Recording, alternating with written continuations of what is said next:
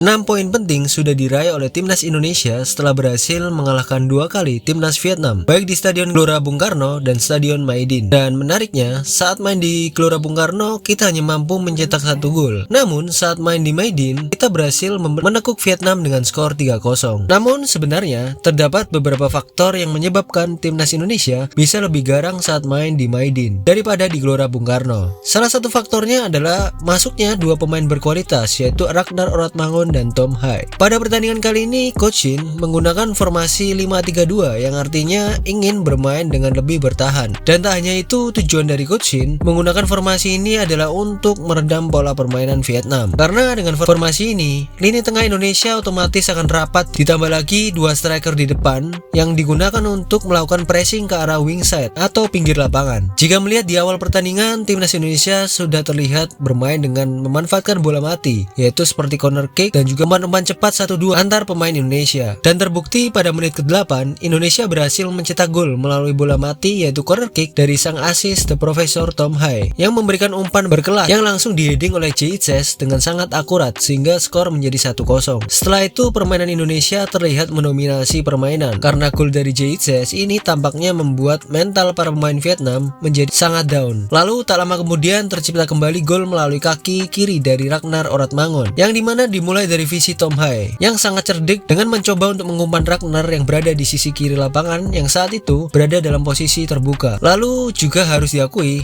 Ragnar dapat bermain dengan sangat bagus dengan melakukan aksi skill dribblenya dengan melewati 5 atau 6 pemain Vietnam dan diselesaikan dengan nutmeg atau mengolongi kiper keturunan Vietnam, yaitu Nguyen Philip, sehingga skor menjadi 2-0. Situasi ini jelas membuat para pemain Vietnam yang ada di lapangan dan di bench serta tim kepelatihan sangat panas dan down. Sebenarnya di babak pertama, Vietnam sempat mendapat beberapa peluang akibat dari kesalahan pemain Indonesia sendiri, namun tidak dapat melakukan finishing yang baik sehingga tidak dapat mencetak gol sama sekali di babak pertama. Namun harus diakui, melesetnya finishing dari para pemain Vietnam ini disebabkan oleh karena kalahnya mental pemain Vietnam itu sendiri. Pada babak kedua, timnas tampaknya sedikit menurunkan tempo permainan dan bermain dengan sistem bertahan serta mengandalkan counter attack. Dan memang bisa dibilang lini pertahanan kita sangat kokoh sehingga para pemain Vietnam tidak mampu mencetak 1 gol pun, dan malah Indonesia yang berhasil mencetak gol kembali melalui bola muntah yang diselesaikan oleh Ramadan Sananta. Indonesia pun berhasil meraih kemenangan telak, yaitu 3-0 di kandang Vietnam. Dan bisa disimpulkan dari 2 match ini, Indonesia memang berada di atas level sepak bola Vietnam sekarang karena Vietnam sudah melakukan segala opsi dan strategi yang terbaik, namun masih saja tidak berjalan. Hal yang paling terlihat dari segi kualitas pemain dan mental. Jika kita perhatikan pemain Vietnam sebelum melawan Indonesia pun ia sudah ketakutan, seperti memberi statement, "Kami bingung melawan timnas Indonesia atau Belanda." Lalu juga ada yang menghina para pemain keturunan Indonesia itu gagal. Dan dengan statement-statement ini sudah sangat terlihat jelas mereka sedang ketakutan karena mereka seolah-olah mencoba mencari alasan secara terus-menerus untuk menghina Indonesia. Intinya dalam pertandingan penting ini, mental yang akan menjadi penentu kemenangan. Selain itu memang harus diakui kualitas dan level pemain timnas Indonesia berada di 2 atau 3 level di atas pemain Vietnam. Dan dengan hasil yang sangat memuaskan ini, seharusnya kita sebagai fans atau masyarakat Indonesia tidak usah lagi mempolemikan antara pemain lokal dan keturunan. Karena kalau boleh jujur, kita atau Indonesia ini beruntung punya cukup banyak pemain bintang asal Eropa. Jadi seharusnya kita dukung, bukannya malah berdebat, hal yang tidak penting sama sekali. Bahkan jika kita melihat tetangga sesama ASEAN seperti Thailand, Vietnam, dan Malaysia, bisa dibilang Indonesia lebih banyak memiliki pemain-pemain keturunan yang berkualitas atau grade A. Dan untuk hoki rasanya sangat terlalu dini jika kita menilai atau menjudge pemain ini merupakan pemain yang gagal karena mengingat usianya yang masih sangat muda. Ditambah lagi hoki masih membutuhkan jam terbang dan pengalaman. Dan menurut gua salah satu striker timnas yang bisa menjalankan teknik defense sebagai striker yaitu adalah Hoki Caraka. Karena jika kita melihat dari pilihan striker lain seperti Ramadan Sananta, Dimas Derajat, dan Hoki Caraka, sepertinya yang memiliki fisik yang sangat kuat untuk bertahan sebagai striker adalah Hoki Caraka. Jadi kita tidak seharusnya menghujat Hoki Caraka karena sekali lagi mengingat umurnya yang masih sangat muda.